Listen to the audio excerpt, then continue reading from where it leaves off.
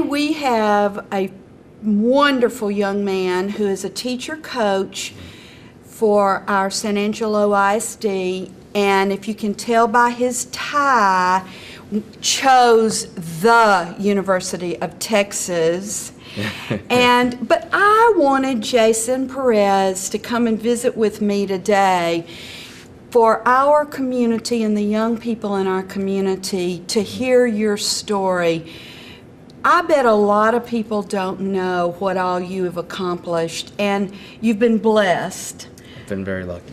And you grew up here, went to, tell me which schools you attended. In elementary, I went to Fannin. Okay. And in junior high, I went to Lee. Okay. And then high school, I went to Central.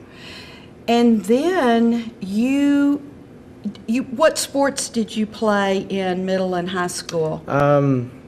In junior high, I tried to do everything. I even tried pole vaulting at one time, but that ended when I quit hitting the mat and started hitting the ground. So you were a fast learner? A fast learner to know when I shouldn't be doing something. The ground hurt. Yes, exactly. I'd say my main sports were football, soccer, and baseball, though. And when you graduated from Central, tell us what you chose to do. Well, at the end of the season, both football and soccer season, I just had decided my athletic career hadn't ended. I thought I could go on and help another program somewhere with the talents that I had, and then I decided to go to UT, and then from that point I decided I was going to walk on. I was not recruited by UT. I was recruited by some Ivy League schools, and but nothing came to fruition. So I went there and I walked on, and I was fortunate enough to make the team. Tell our audience, some people may not realize what walking on means. Okay. Walking on is when individuals that go to a school would like to play for the varsity team, they can choose to walk on. Now you can be an invited walk-on or uninvited. I was uninvited, and but you go through the same rigorous tryout. Our walk-on period was a 3-day period where they took us drill after drill, running and jumping and all that stuff. No ball was needed. You know, they wanted to know what was our stamina, what was our conditioning, and did we want to be there? You know, were we going to be a benefit to the program or not? So walking on is just the process of making the varsity team without being a recruit. And you made it. Yes, ma'am. And you started, so tell us about the process at University of Texas. What did you do during those 4 years? Tell us about the first year. Rough.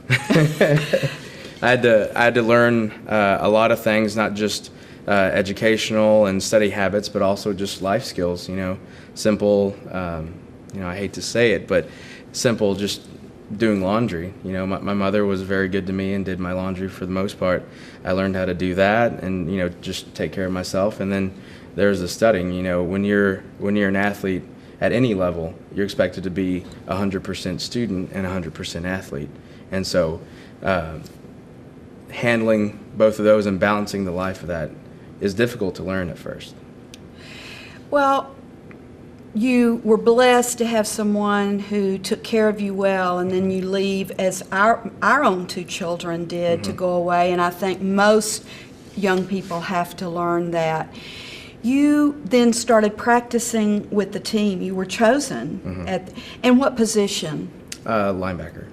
And for those like myself who aren't totally knowledgeable about all the positions, that offense or defense? That's a defensive position. Okay. Linebackers play right behind the defensive line, and they're the ones you see the most of, because the secondary, they're a little out of the camera shot, and then the defensive linemen are down in a 3-point stance or a 4-point stance. The linebackers are the ones you see standing up and mostly in the shots because they're right around the ball all the time. Okay. And you're trying to break up plays. Is that a part of your assignment? Right. You gotta read the play. It's either a run or a pass, and then depending on what defensive play was called, you gotta do your assignment, whatever it may be. So did you play all 4 years? Yes, I did. And you also had to keep your grades up, and you majored in education. Chemistry. In chemistry. Oh, my ma'am. stars. And now you're here teaching at our Central Freshman and a science, and are also coaching. Now, I want to go back to University of Texas, your experience there. If you could handpick, and I haven't asked you these questions ahead of time, so I'm hitting you cold with them. I want our audience to know that.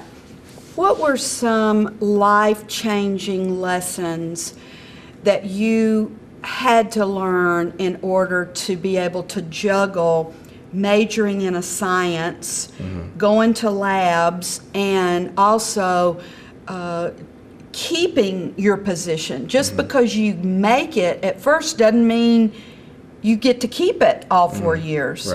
Right. You know, and that's the thing. You know, there were some people that tried out for the team and didn't continue with the team because, you know, they didn't handle their grades. And I was fortunate. I had a rough freshman year, but I was fortunate that my education in high school had prepared me enough that I was able to test out of a number of courses. Spanish and some sciences being a couple of them, and so that testing out helped me out as well. And you know, I'd have to say it was learning to study without somebody saying you need to do this.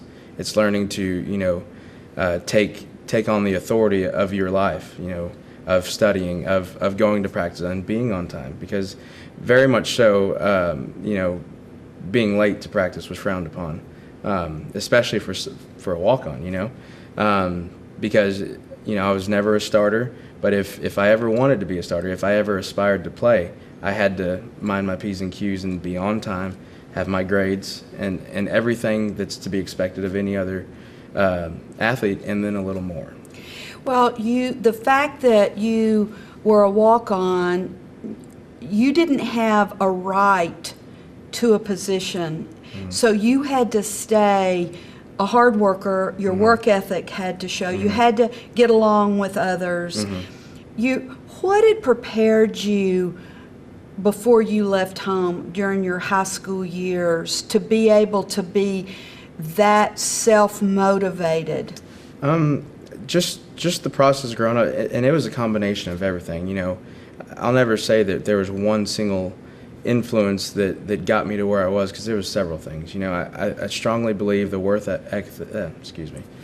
ethic came from my parents. You know, they were very hard workers. Since I was alive, you know, they both worked and they both put in their time and took care of us. But, you know, balancing education and athletics is something I did all through junior high and high school. Being a two-sport, well, there was a time I was a three-sport athlete. You know, I didn't have time to go watch TV or go to the movies. I went to practice, and then I came home and made sure my academics were covered, and then repeated the day. So it was just the process of doing that, I think, got me in the mindset to do that in college when I wasn't being watched, when somebody wasn't telling me what I needed to be doing. Is there a coach at University of Texas that had a particularly great impact on you? Oh, goodness. There's so many great coaches and so many fond memories I have of them. You know, and some of the really good ones weren't even my position coach. You know, I was fortunate to play under 3 defensive coordinators, Coach Reese, Coach Robinson, and Coach Muschamp. It's Coach hard to say. Muschamp is now the head coach at Auburn. Yes. Coach Robinson was head coaching at Syracuse and then defensive coordinator in Michigan. And then I think Coach Reese retired. You know, they were all great influences on me. They all coached the linebackers, and they made it their group. And, you know, I had a nickname.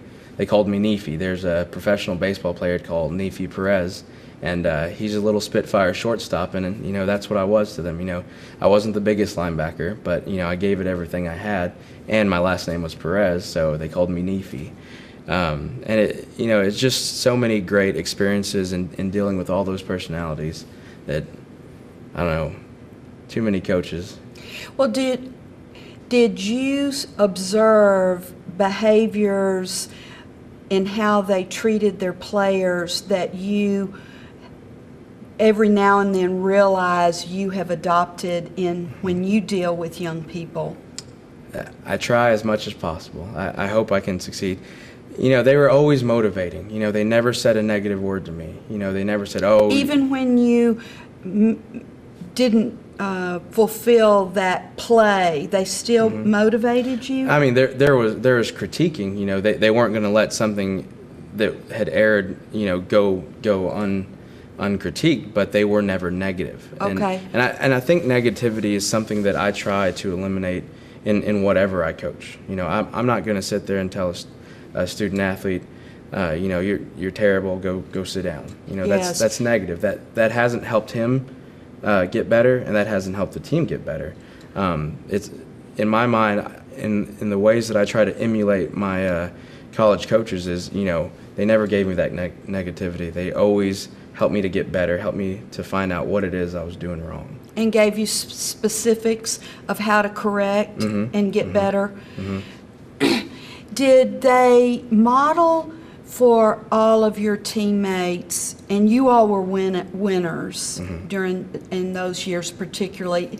Tell me what I interrupted my own question. Tell us how well you all did during those years. Well, I got on the team 2002, and I stayed with them through some very good years till 2005. And my senior year, we won the national championship with an undefeated season. Wow. So it was a very successful season. So you not only were around some great coaches, but some wonderful other young men. Wonderful people. That are modeled for you not only a friendship, but how to be champions. Is there anybody on that of those players that stands out that you are particularly grateful you got to be around? You're asking some tough questions. The linebacking core that I was a part of is probably some of my most cherished memories. I have in my room, I have a picture of the 2005 linebackers, and they signed it for me. And it's probably one of my more treasured items because it's personal. It has no price value for me. It is just memories and a personal experience. And from the top down, when I first got there, senior linebacker Reed Boyd, he welcomed me, was polite as can be, great person. But on the first day of practice, he popped me good. He pretty much gave me my welcome to college football, but it was nothing personal. It was all about getting each other better. And I think that type of team chemistry is what got us to the national championship. It wasn't personal. The best player is going to play, but if I'm not playing, I'm going to make him better, or I'm going to make somebody better, or I'm going to make myself better. And by doing that, there is no weak link. So, Well, not many people, such a tiny percentage, get to be the national champs in anything. That's you're still pretty young, Jason. Does it every now and then, now that you're back home working and teaching and coaching, does it every now and then hit you, I was a part of a national championship? Yeah, I guess that might be a fault of mine. I don't think about it too much, but every once in a while a kid will figure out, oh, coach, you played for UT? Wait, y'all won the national championship? And I see it through their eyes, and I don't talk about it much just because, there's other things to do during the day. I got to teach biology and I got to coach football and soccer. But, when they come up to me and they're asking these questions, I'll always take time to answer them. And I see that it's significant to them. And I do feel very honored and very privileged to have been there during those years. So it was a humbling experience, if anything. How many kids on that team were walk-ons like yourself? We carried a roster of about 80 recruits, and the overall roster was 130, so about 40 walk-ons. Wow. And of those 40, a handful got to actually play in the game. So, it was the people that appreciated them were the coaches and the players. outside of that, we didn't get much notoriety, but it didn't matter. We were there for our team. Wow. Why do you think more people don't try to walk on? It's tough. It's really tough. Even the tryout period, and I think that was a part of it. They wanted to know, how much do you want to be here? How much do you want to be a part of this team? Are you going to put in the effort? That was the 3 toughest days of my athletic life up to that point. I'd come home every day. My roommate was Justin Gesh. His dad, Mark Gesh, used to work here, and and he was a high school teammate of mine. And I'd have him stretch me out because I would wobble up the hill, get into the dorm room, ice down, and then get stretched out, and that was it. And that is the toughest 3 days I'd ever been through up to that point. Do they call out the names that make it, or do they post them? How did you find out you got to be a part of that team? They do it in a very discreet way. They meet with you one-on-one, so it's a very nerve-wracking experience because you don't know if you made it or not. And I was just fortunate. They called me up and I talked to them, and they said we've decided to keep you on as a linebacker, and told me, from that point I don't remember what they said because I was just so excited. But they told me, where to report, when to get there, and then I remember walking into the locker room and seeing my name on my locker for the first time. I was just so excited. It was a great experience. Well, you have been very blessed to have that opportunity, but you took the initiative to go and try to walk on to that team, and look what now you have, not only a national championship, but the memories of working and playing with some outstanding human beings. Mm-hmm. And now you're back trying to impart to our young people at SAISD some things you've learned. And don't you think that some of it we don't even realize ourselves that comes out our mouth or in our behaviors, mm-hmm. that we did learn? Mm-hmm. It has become a part of you, mm-hmm. how you treat the young men, what you say to them, how you choose to encourage them. Mm-hmm. Because as you said, Jason, encouragement is a huge part of what your job is. It really is.